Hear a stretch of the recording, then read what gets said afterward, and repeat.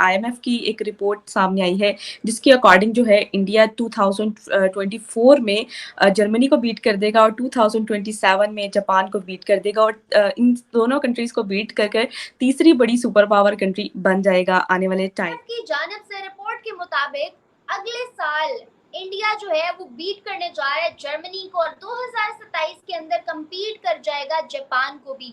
और इंडिया जो कि पीएम नरेंद्र मोदी जी ने वादा किया था कि वो अपनी अगली दौरे हुकूमत के अंदर हिंदुस्तान को तीसरे नंबर पे ले आएंगे। मुझे तो तीसरे नंबर से भी ऊपर जाता हुआ दिखाई दे। हम भी वैसे तो आज़ाद हुए, लेकिन उन्होंने अपनी इकोनॉमी को, अपने लोगों को अपने साथ लेके आगे बढ़े हैं और अब सारी दुनिया में उनकी जो है वो मानी जा रही है।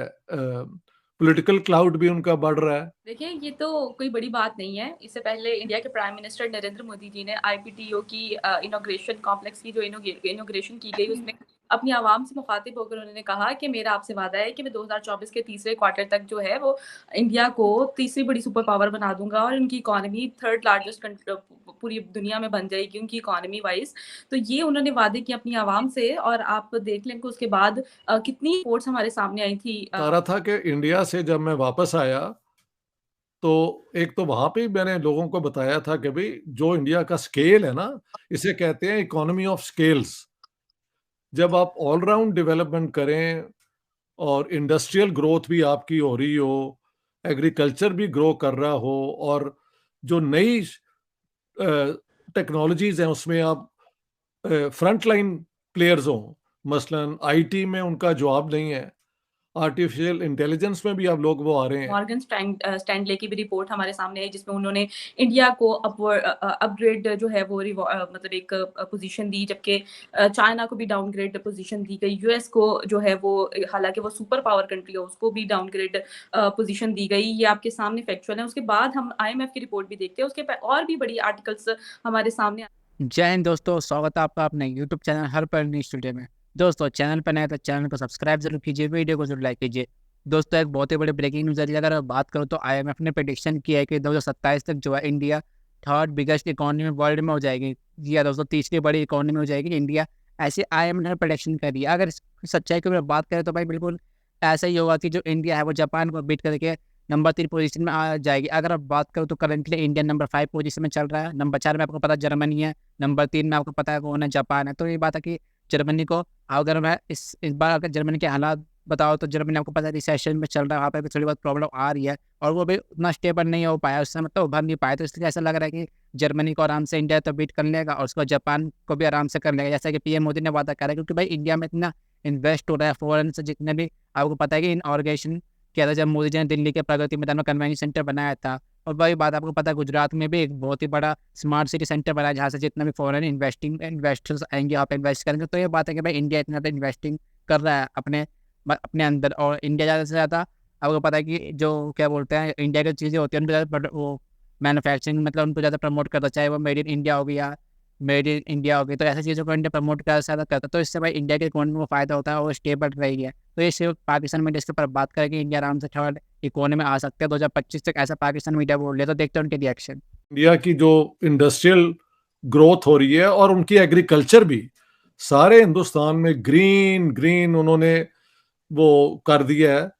तो उनकी ऑलराउंड डेवलपमेंट हो रही है, इंडस्ट्रियल भी, एजुकेशनल भी और इस किस्म की।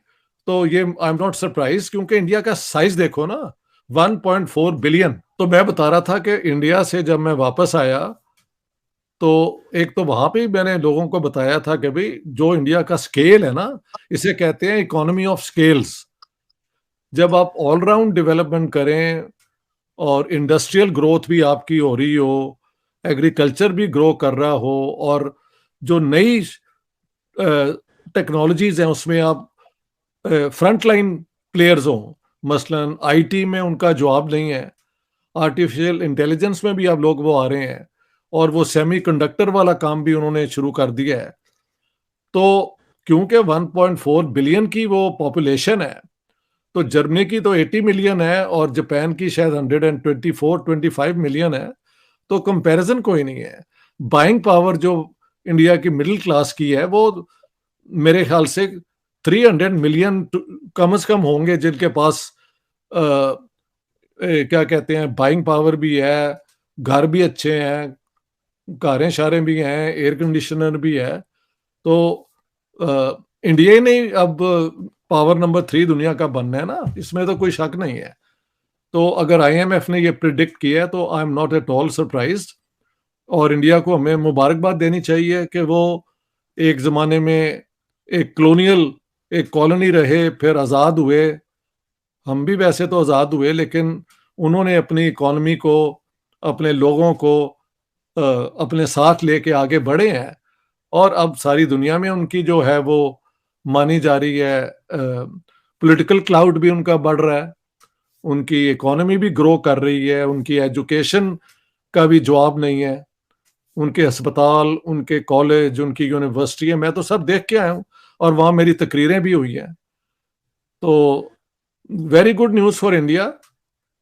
As well wishers of India हमको इसमें खुशी का वो इजहार करना चाहिए।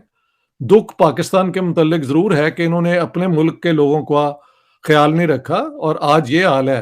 ने ये कहा कि जर्मनी, जैसे कि हम सब सुनते हैं कि जर्मनी जो है 4th रैंक पर आता है इकोनॉमी वाइज, लेकिन चूंकि हमने देखा कि इकोनॉमी, वहाँ के जो इकोनॉमी के हालात हैं कोविड पेंडेमिक के बाद बहुत ज़्यादा रिसेशन में जा रही है उनकी इकोनॉमी, और बहुत ज़्यादा मुश्किलात का वहाँ की आवाम को सामना है। लोड शेडिंग पे मैंने, मतलब मेरे खुद भी कुछ जो कोलीग्स हैं वो वहाँ पर गए हुए हैं, और जो मैं उनकी पोजीशन देखती हूँ कि वहाँ की इकोनॉमी वाइज कंडीशन कैसी है उस कंट्री की, उसको जो जज किया जाता है, उन्होंने कहा कि बहुत ज़्यादा लोड शेडिंग होती है वहाँ पे, जॉब्स के हालात ठीक नहीं है, इस तरह की चीज़ों पर बहुत ज़्यादा मुश्किलात का सामना है।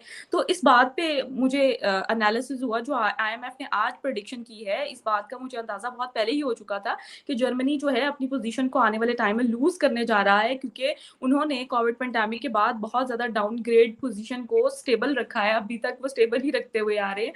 तो उसके बाद अब आ जाते हैं, उन्होंने एक पोजीशन तो ये आईएमएफ की, और उसके बाद आईएमएफ ने दूसरी जानिब ये कहा कि 2027 तक जो है इंडिया जापान को भी बीट कर देगा।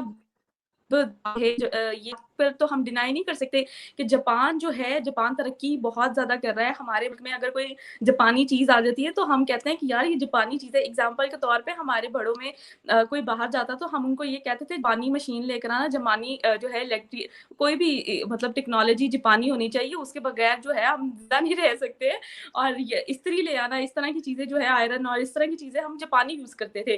तो आज अगर जापान के बारे में अगर आईएमएफ ने ये प्रेडिक्शन की है तो वहाँ पर भी चीज़ों को उनको मेस का सामना करना पड़ रहा है। अब देखने में है कि इतनी बड़ी आईएमएफ ने प्रेडिक्शन पास कर दी है आने वाले टाइम में, तो देखते हैं क्या होता है। कुछ लोगों की ये भी एनालिसिस है कि 2027 नहीं और 2025 तक ही इंडिया जो है उसको जापान को भी बीट कर तीसरी बड़ी सुपर पावर बन जाएगा। इस तरह की प्रेडिक्शन आ रही है। अब आने वाले टाइम में ये तो सभी प्रेडिक्शन को हम लोग देखते रहेंगे, क्योंकि जब तक ये कंप्लीट नहीं हो जाएगा तो इस तरह की इंटरनेशनल लेवल पर हम लोग प्रेडिक्शन को देखते रहेंगे।